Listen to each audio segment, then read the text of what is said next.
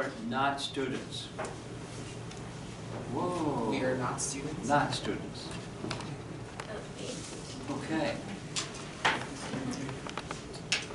How many of you are teachers? Ah.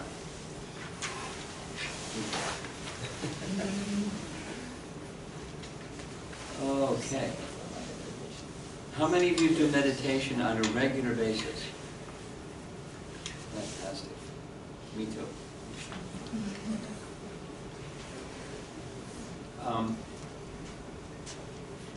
I've been practicing bhakti yoga, doing mantra meditation every day for nearly 50 years. It started at 2 hours a day for about 25 to 30 years, and now it's minimum 3 hours a day. And there's a reason why I've been doing that with such commitment and dedication. There's some strength,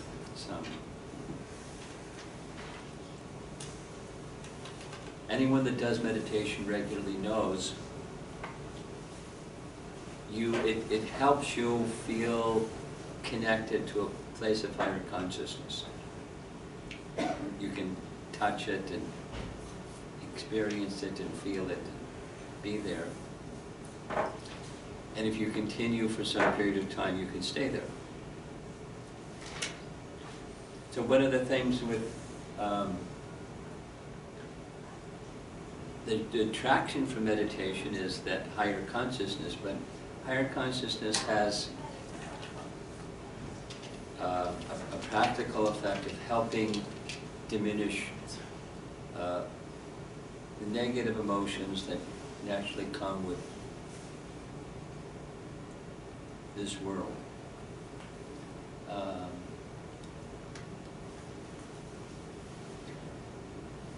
In the language of Bhagavad Gita, it's a place of duality. In other traditions, it's yin-yang, you know, the symbol. So in this world, it's a place of duality. It's nighttime, and wait a while, and comes daytime. Wherever there is something, wet and dry, happy, sad, pleasure, pain, up and down, male, female, this and that. It's the nature of the place. So, if you want happiness, and your understanding of happiness is in this field of duality, guess what? You're going to get some of the other stuff, because it's just the nature of the place. You know, the negative emotion.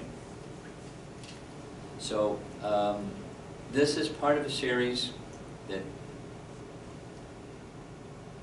to help people understand about meditation and how to connect better with meditation, and specifically how meditation and other tools that can help one overcome negative emotions that are connected with the duality place.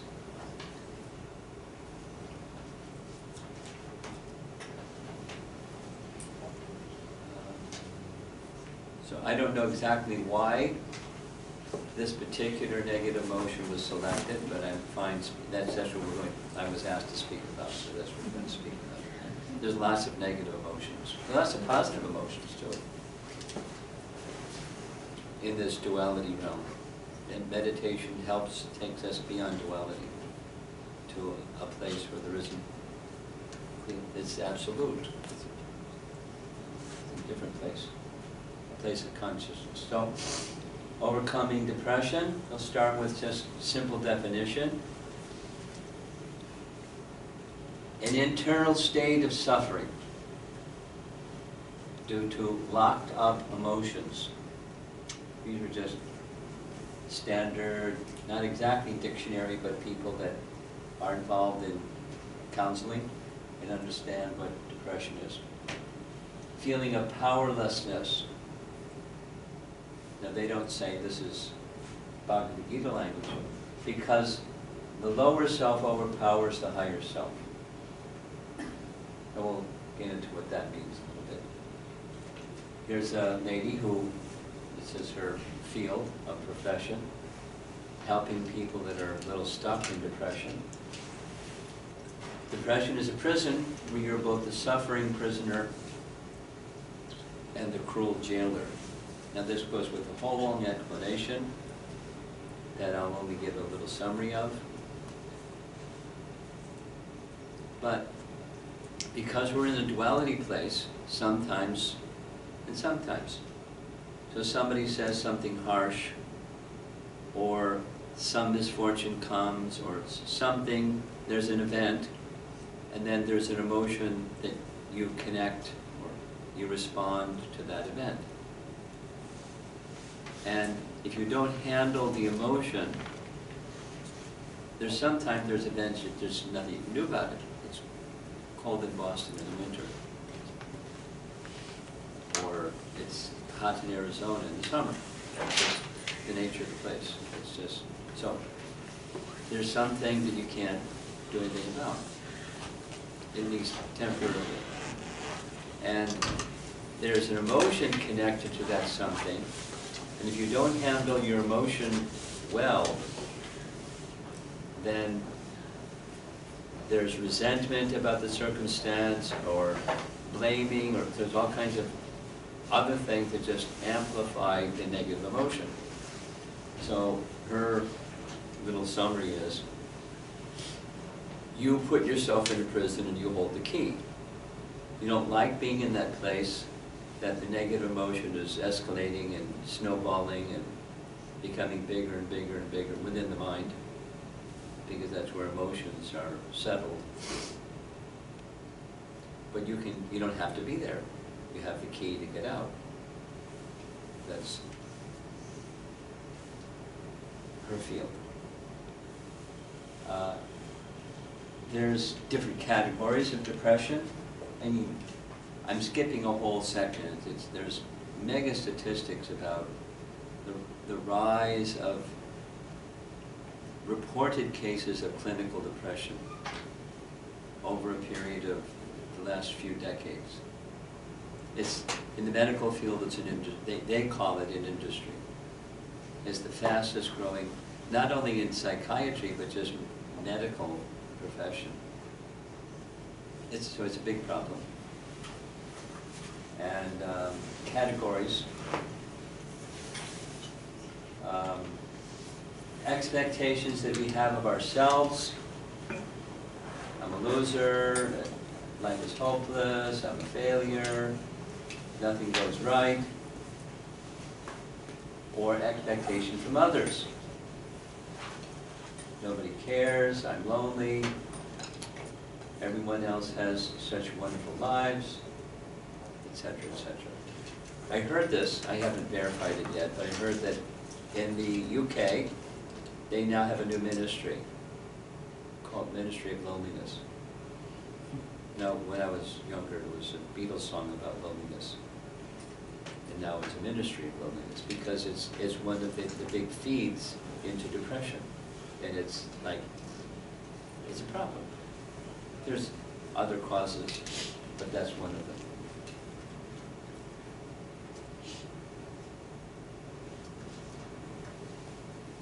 Interestingly, it goes along with narcissism. And millennials are prone to narcissism more than other older generations.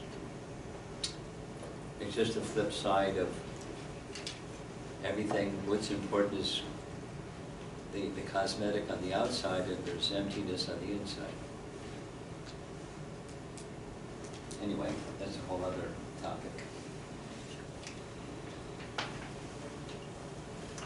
Causes, those are symptoms of feeling. One of the causes, big cause for people that study the field, is making comparison of yourself to other people.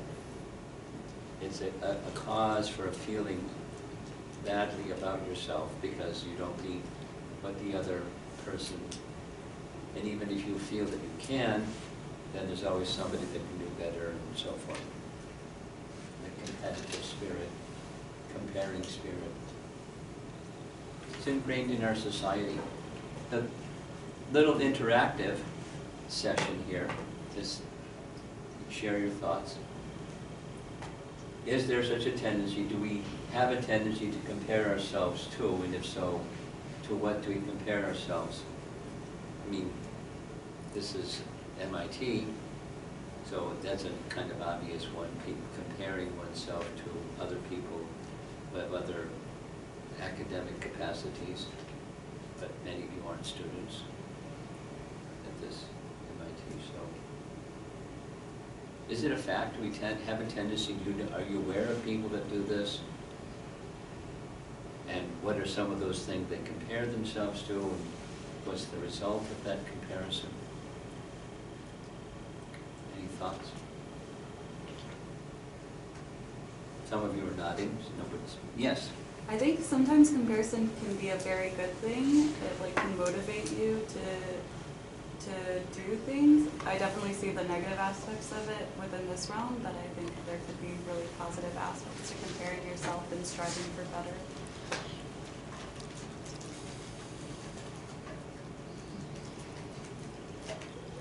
better. Just for my edification, is it a role model is what you think is wholesome, or just comparing yourself in general is wholesome?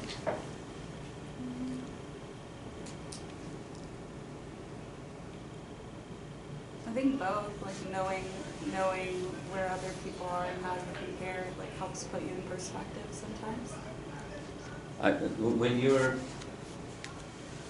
I didn't mention this to your daughter,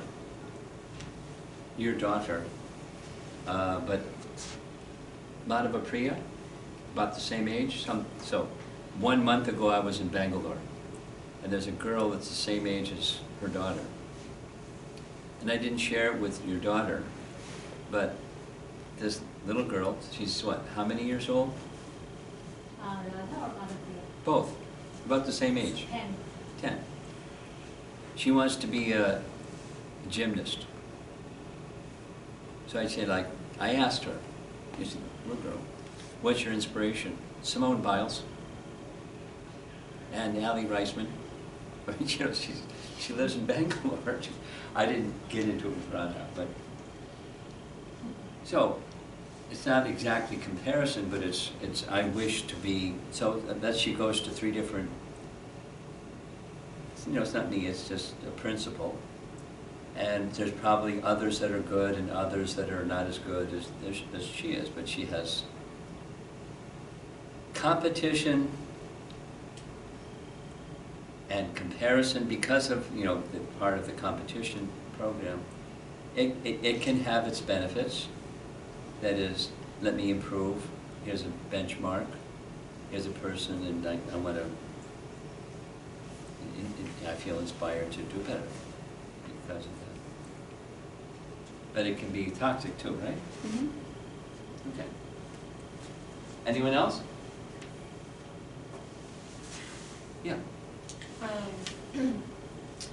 People can compare like their job skills. So I see this a lot where people see people who are making more money than them or have a higher paying job, and they start to have doubts about their work ethic, you know.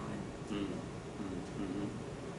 so I think that's the negative aspect of comparison. It's like bringing yourself down because there are people who are, you know, a few steps ahead of you. Especially in this world we are living now, like it's all social media things, like people always comparing, even like on Instagram, or even like outside, so like, oh, they're like beautiful, they have money, but what we don't realize like is what's behind it, because we always see like the things like we are able to see with our eyes, but we don't see the behind, how they're living their life behind. Me, honestly, I had like something like before about this, like comparing life. I wanted to be like somebody. I saw somebody like, oh, I wanted to be like that person. But like she said, sometimes we have the role model, right? We see somebody that we wanted to achieve, like what that person has achieved. And we have that person we say like is our peer, like we always like competing, and we see like, oh, that person's doing like better than me, like either way. But I think for me in my life experience, what I have realized it, we have our own track. We shouldn't compare our lives to others, because firstly we have different background, we have different stories. I cannot compare like my life to somebody else, because we have like come from different background and we have different aims in life, you know. So you should never compare your life to somebody else. I think it's better to compare with your yesterday, who I was yesterday. So I should improve to be a better person tomorrow, not be a better to somebody else. Great. Just comment on your comment. I'm not married, I don't have children, but I have lots of children. I have lots of people, I have families that I have connection with that have children. And one of the things that I've observed over time is those children that are involved in homeschooling, they're not comparing themselves to other kids in the classroom because there's no other kids in the classroom. But if they're studying because they like to learn, they advance academically 2 years, 3 years or more beyond others of their same age, because they're doing what, I mean, tomorrow is a better tomorrow than yesterday. And then academically, they're very well suited for a college education because their aptitude for learning is strong. So anyway, that's just a comment on your comment. Also, I think a negative way to put comparison to is some people compare so much that they start to compete with other people. And so like, I have to be better than them. I have to do this better than them, you know, that kind of attitude. Instead of being like, yeah, I may lack this and they may have something that I lack, but I also have something that they may lack, you know, instead of like It turns negative. trying to be better than somebody else. Okay. So there are toxic results for toxic comparisons. And there's beneficial results from the other. And Yeah. I also agree with it can be positive as well.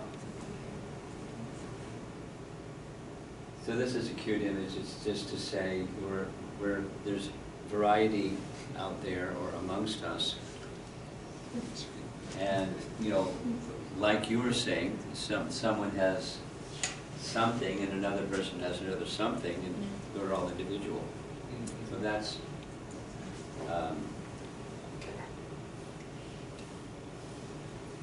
I like Bhagavad Gita, so you'll see Bhagavad Gita text a few times. This is on the meditation chapter, Dhyan Yoga, chapter 6.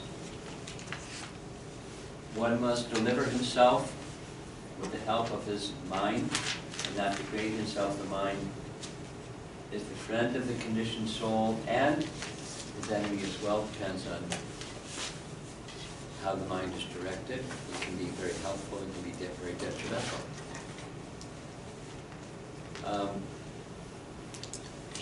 One of the things that is about depression is feeling down, and when one feels down, one tendency is, you know, please pick me up. But one of the things that helps somebody that's in a depression mode is they help themselves.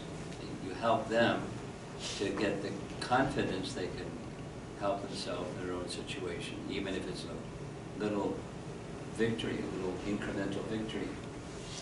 There's a nice narration found in this same chapter of Bhagavad Gita. It's from the history section of the Vedas. It's a little story of a sparrow, female sparrow, that laid her eggs. It was her mistake. She laid her eggs near the sea. And when the tide came in, the eggs were pulled out to sea. So the female sparrow came to the sea and said, "Return my eggs." And the sea didn't respond. And then the sparrow said, "You return my eggs or I'm going to dry you up with my beak." And she started taking beakful after beakful after beakful of the sea. And of course that was silly. But she was very determined. And then word spread, how determined is this female sparrow, and Garuda got word, and Garuda came, and Garuda said, "Return the eggs, or I'll help the sparrow and dry you up." So then help came when the sparrow was acting with determination. The text from Bhagavad Gita is Nishchayena. It's just a story that's told to say when you engage in yoga and meditation, there has to be some effort, a very focused and determined effort behind your practice. And when you do that, then it's not just your effort, but you get assistance, you get strength from beyond your own strength to help you in your practice. Another feature, I'm just touching on some aspects of the depression topic, and detachment from the circumstance and detachment from the emotion connected, the negative emotion connected with the circumstance, the depression feeling, and being instead connected with who you are. So, some of you, anyone here totally unfamiliar with Bhagavad Gita? Okay.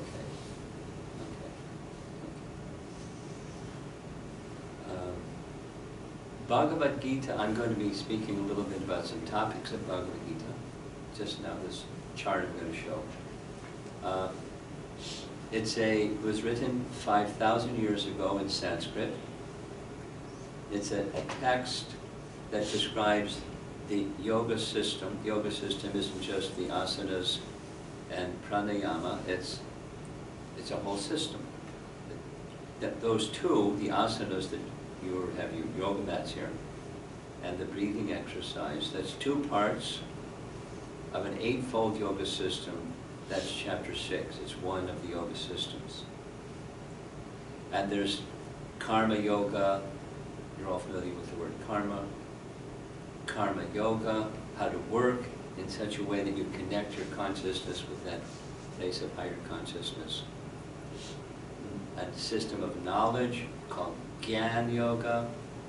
It's like a ladder, and the Bhagavad Gita describes elevation of consciousness by applying principles to your internal life, your external life, your intellectual capacity of life towards this place of higher consciousness. That's Bhagavad Gita. And that other story that I showed you, this is from another part of this vast body of the Vedas. This is a history section. So this is a consciousness section, Bhagavad Gita. And a part of the yoga system is called Sankhya Yoga. Sankhya Yoga. It's 3 times in Bhagavad Gita. Sankhya, literally it means to count. But there's categories of matter, and there's categories of spirit, and delineating them as Sankhya Yoga, and the conclusion is we belong over here to the category of spirit. We have a covering, just like I've got wearing a cloth, you've got a jacket, shoes. We have coverings of the body, but the covering isn't the body. It's simply, the body is not the seat of consciousness. The animating force within the body, that's who we are. And then there's coverings. So that's what Sankhya is. So it starts down here, there's 5 elements: earth, water, fire, air, and sky. And from these elements, there's organs of perception that can perceive the elements. This is the Sankhya breakdown of the body. And there's then the capacity to hear is sound. And sound, it says, is carried in the sky. The touch sensation is experienced by the movement of air. The form sensation or perception is from fire. Taste perception is from water, and smell is from earth. And those sense perceptions are fed into the mind. So the mind is like the big switchboard. And this information, that information, sensory information pours into the mind. The mind tries to make some order of it, as there's some system. Intelligence, like take an IQ test. It's discriminating which categories fit and which categories don't fit. It's a discriminating capacity. And then there's our dear friend, false ego. So these make up the machine that we're situated in, and gross and subtle machine. And then there's us, the soul, and then the soul is connected to the Supreme Soul. It's the source of all souls, the source of all everything. So this is in gross matter category, this is in subtle matter category, and then there's the spiritual category. So say the same thing in a different way. Here's a diamond. And I put the diamond inside an envelope, and put the envelope inside another envelope. Just seal them up. So what's valuable?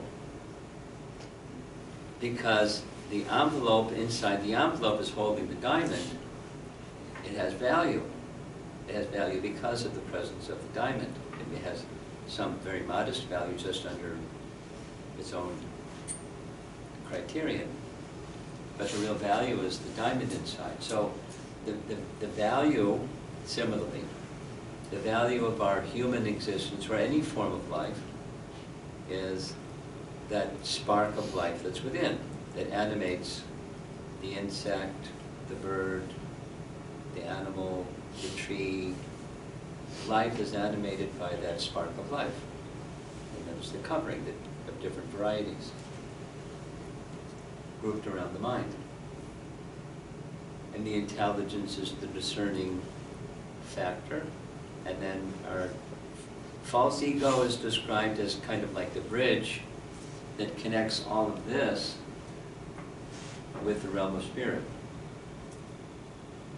There's true ego, that's true sense of identity, and that's what the yoga system is meant to take you to, is the other side of false ego to who you really are. So that's the spiritual side. If we identify down here, that's with the senses, we can experience sense pleasure. With the mind, mental pleasure. With the intelligence, intellectual pleasure. And false ego is egoistic pleasure.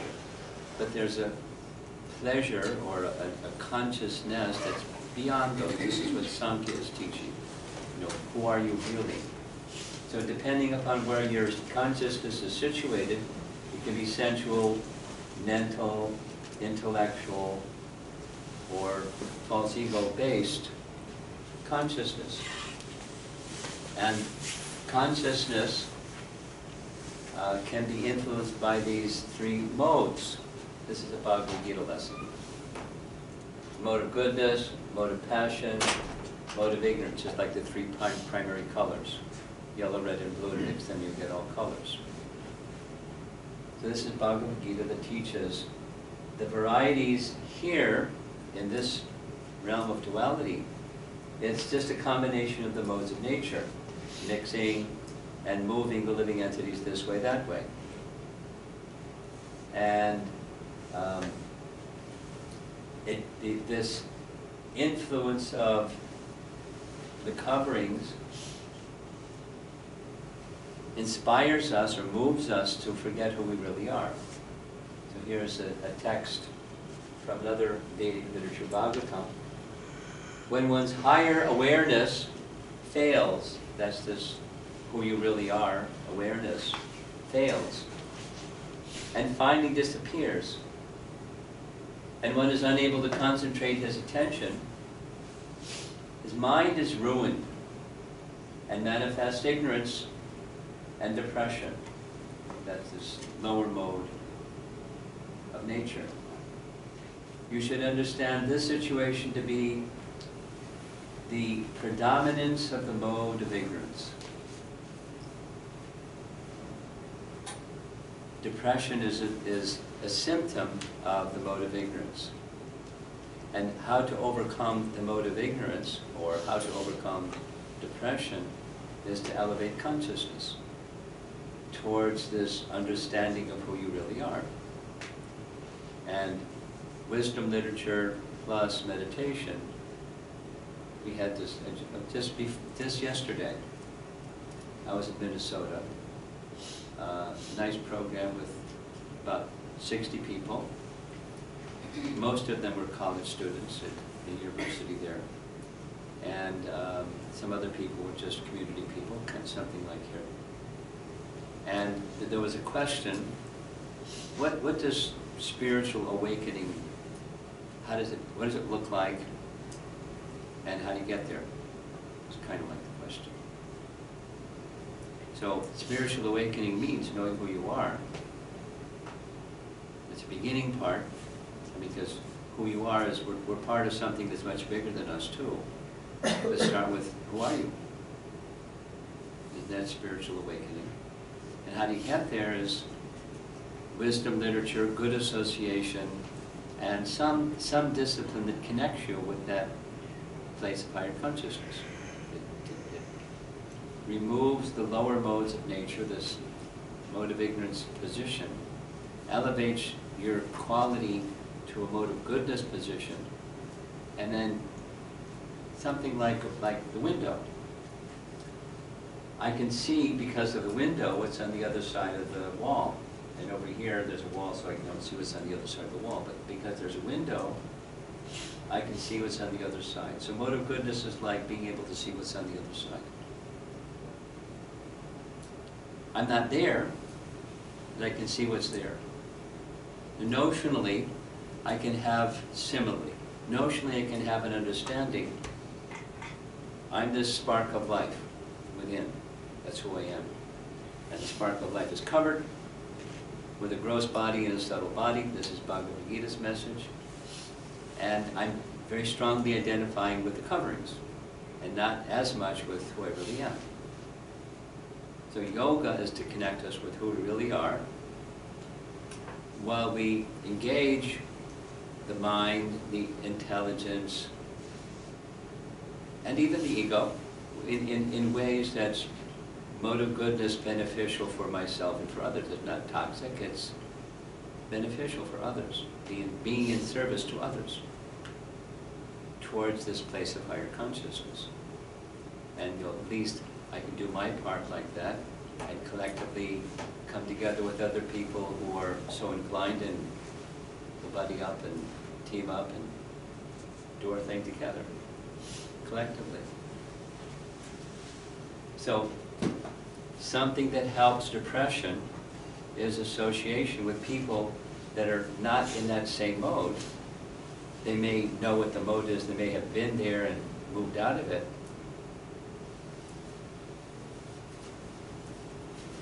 I think it's okay, I can share.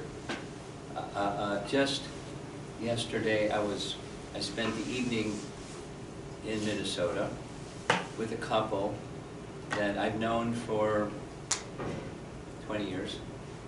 And the husband is part of an Alcoholics Anonymous program. And he hasn't been involved in alcohol for it's a long, long time, since I've known him, more than 20 years. But so he's still part of that because he sees he can be of help to people that are just kind of recovering from alcohol addiction. And he can teach them and model, here's here's how you can go from that to, clean. He's continuing to do that because someone helped him, so now he's helping others. He's a really fantastic person. I'm really surprised that he had that problem when he was younger, but people do foolish things sometimes when they're younger.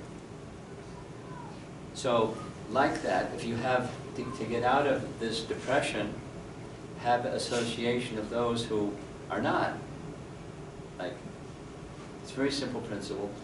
If you want to get warm, stand near a fire, you get warm. And if you want to become free from depressions, be in association of persons that are free from that tendency, and they're extending themselves to you, and it'll help you get out of that tendency.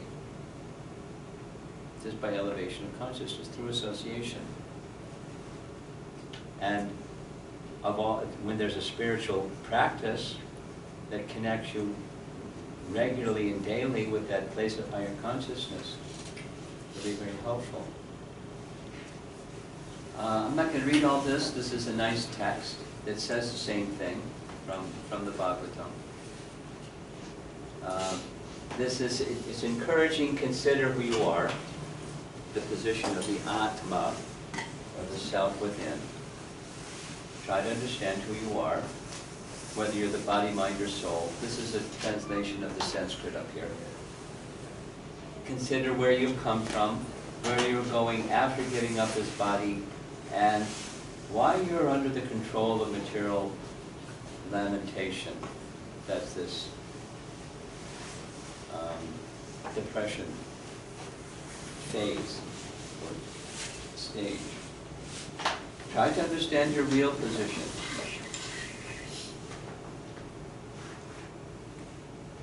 And then you'll be able to give up your unnecessary attachment.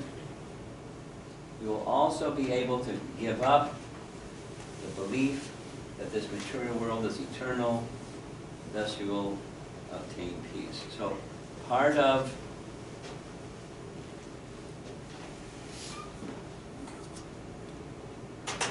becoming free from a negative emotion is not just its grip on you, but your grip on it. Being attached to the hurt and the negative feeling connected with hurt that has to do with, as we saw earlier, I'm no good, I'm a failure, bad stuff always happens to me, boo-hoo. And just, stay stuck in that space.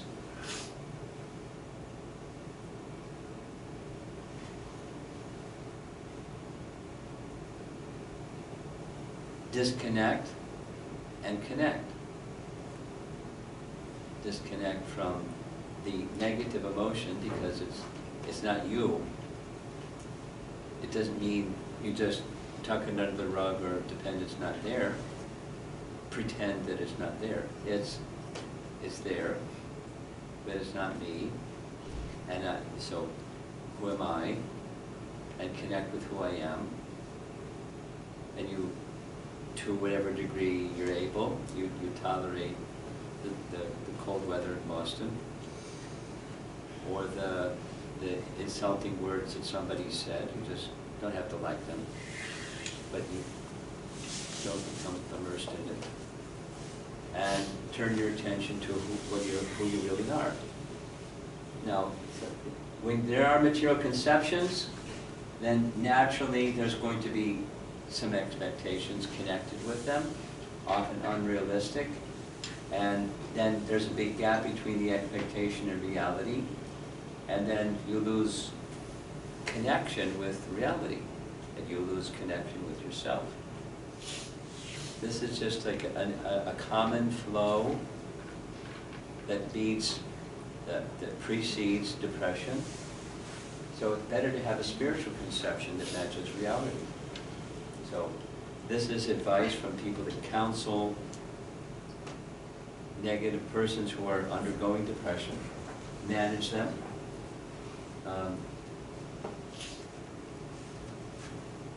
It's just a step. Manage not just the emotion, but the expectations.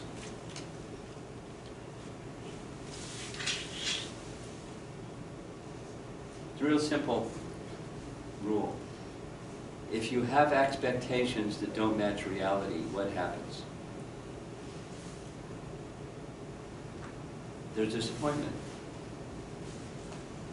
And you continue to have an expectation that doesn't match reality, and you're going to be more disappointed and more disappointed. So it just accumulates negative emotion. And the place in which we live, I mentioned already, is a place of duality, where there is misery, and that the misery or the happiness, it's temporary. So just because there are conditions of misery in this world, you don't have to stay miserable. The goal of taking to spirituality is moving towards and experiencing a feeling of real happiness, which is only possible when we give the lower forms of pleasure. That's what I've been speaking about in different ways. It's an expectation. If the expectation, so say it again. I'll say the same thing in a different way. University of Illinois in Chicago, I was asked to speak on the happiness choice. It's just the same topic. You gotta go.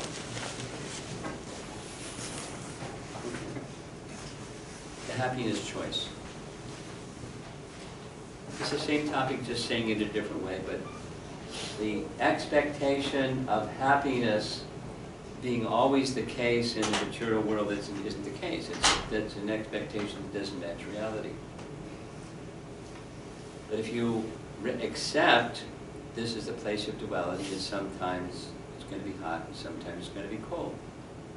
Sometimes it's going to be day, and sometimes it's going to be night. Sometimes there's happiness, sometimes there's distress, sometimes there's good fortune. When the misfortune comes, how am I going to address myself to the misfortune and the emotion connected with the misfortune? So Bhagavad Gita says, when you're experiencing a happiness within, you can, even the greatest calamity, you can handle it because there's this abundant happiness within. Because you're not expecting happiness is somewhere out there. And it didn't turn out to be happiness I was hoping it would be. But it turned out to be something else. So now I'm smashed. So the advocacy is finding this greater sense of contentment within, but an obstacle is clinging tightly to the expectation of happiness through the temporary. So, or living in the world, but not of the world. Instead of saying, I can't do it, just I can do it. This is Confucius. Our greatest glory is not in never falling, but in rising every time we fall. Continuing towards a goal that's worthy of you. We're almost done. This is now counseling advice for people that you may know are struggling with depression. So it's a very practical kind of advice to give. Take little steps. Help them find something aside from what they're feeling badly about. What's something you feel good about? What are some gifts that have been given to you by Providence or by nature? What gives you happiness and joy? What's a gift that you've been given that you like? Great. Do some of that. Not like pretend. Don't talk about the negative emotion thing somewhere. Just turn your attention to what gives you strength and energy and vitality. Do some of that. Let's do it together. And then do it regularly, and wow, I feel different. Great. Okay, what else?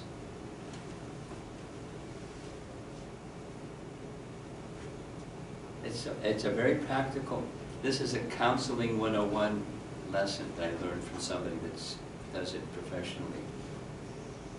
Incremental steps in doing something positive for yourself.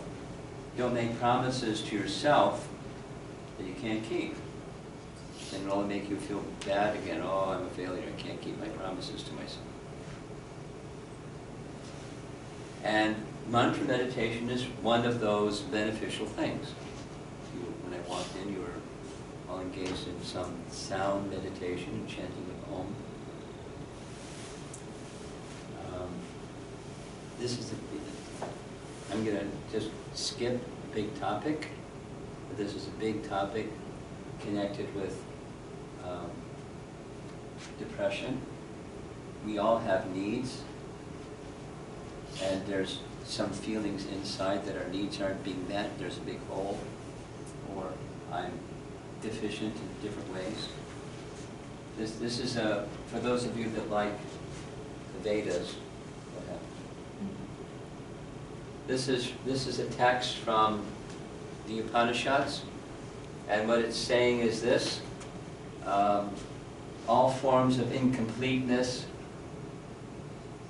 are experienced due to incomplete knowledge of the complete whole. So each unit from the complete whole is complete, and we're units from the complete whole. So we're already complete, but that feeling of incompleteness is due to our lack of knowledge of the complete whole and where we fit in. So this is a big topic. I have to keep going because I've already taken too much time on our other topics. But you get the picture. If you can associate with persons that have a sense of connection and you're feeling incomplete, it's good association. They can help you see the big picture with the complete whole, and you're part in that complete whole and feel very contented. You have a part in the complete whole. And that's part of your completeness. So this is that same image again, but by elevation of consciousness, then we can derive spiritual pleasure. That's this completeness. So I still am using my senses, I'm still using my mind, I'm still using my intelligence, but everything has become elevated by higher consciousness. And when there's this pyramid of consciousness, the people that study this, not me, just like PhD people, through meditation, these lower emotions become less and less, and higher emotions and higher consciousness through spiritual practice and meditation brings spiritual pleasure. And when that spiritual pleasure is full and within, you can deal with the misfortune as well as the good fortune in a very balanced way.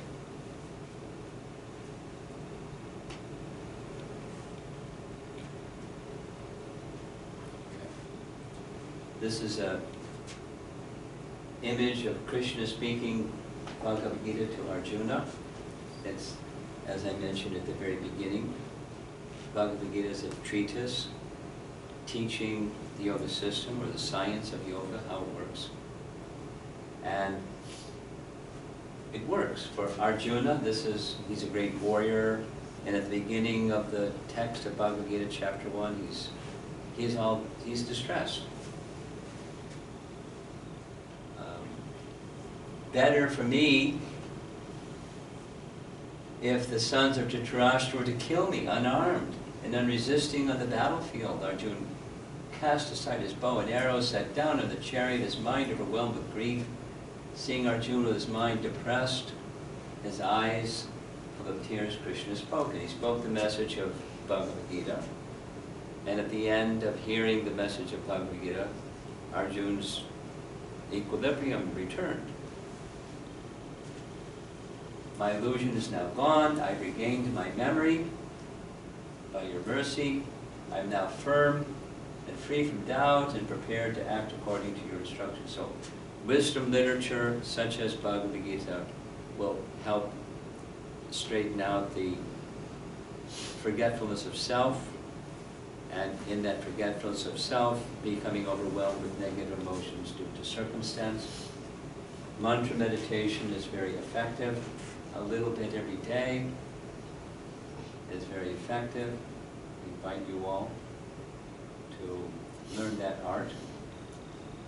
And even in a dark space, there's light at the end of the tunnel, and you get closer to the light, it gets brighter and brighter and brighter. So there's the mantra.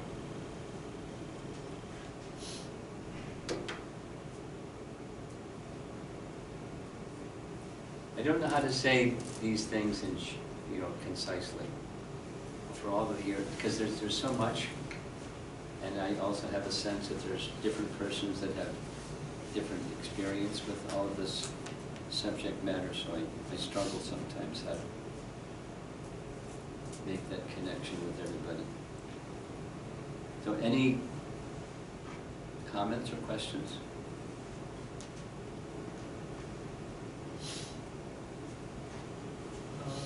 How is this depression different from stress and anxiety?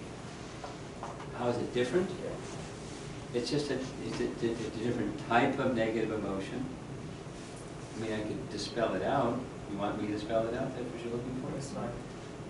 Actually, I have another question. How do you recognize a person who is suffering from depression? Because I know the people very close to me, they committed suicide, and obviously everybody's saying they were depressed. But all their close friends, they never knew that they were depressed because their personality was totally different. Even like 3 years before they did something, and nobody had an idea that they were going to commit something, right? So how do we actually recognize a person like around you, your colleague or your classmate, if someone is suffering from depression, then you can help them out?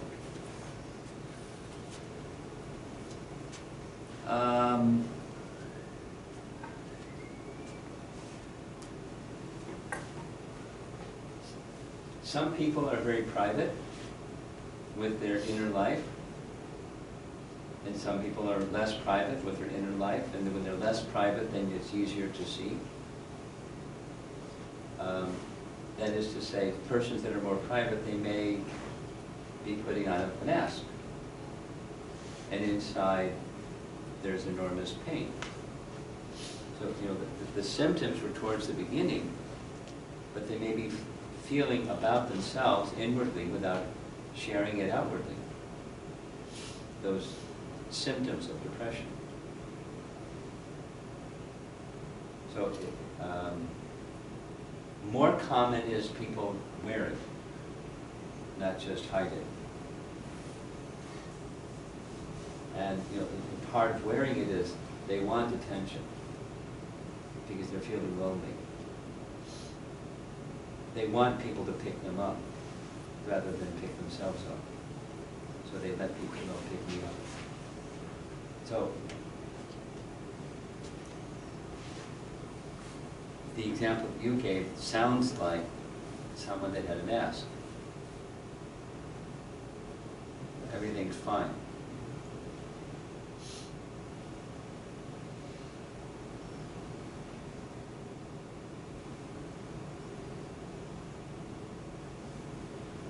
But those symptoms towards the beginning, generally they're signs.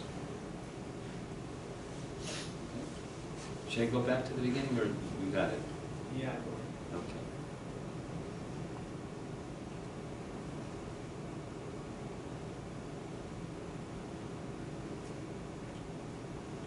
Okay. Anything? We're good to go. What's next? We have food for everyone.